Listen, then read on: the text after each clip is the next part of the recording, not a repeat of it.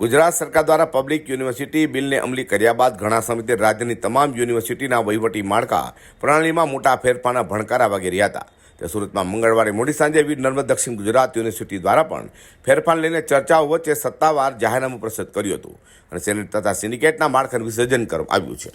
Gujarat public university act 2023 લાગુ પડવાથી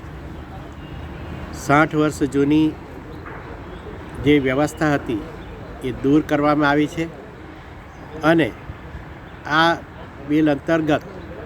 board of management અને એક્ઝિક્યુટિવ કાઉન્સિલની રચના કરી દેવાય છે, જેની અંદર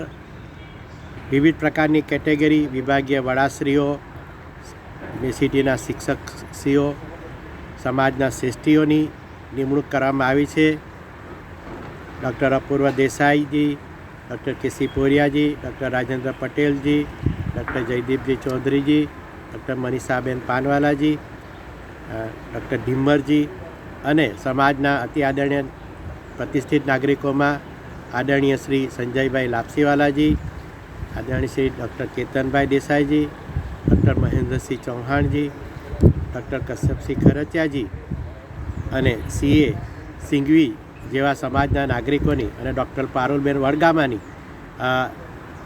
આ પસંદગી સમિતિમાં નિમણૂક કરવામાં આવી છે.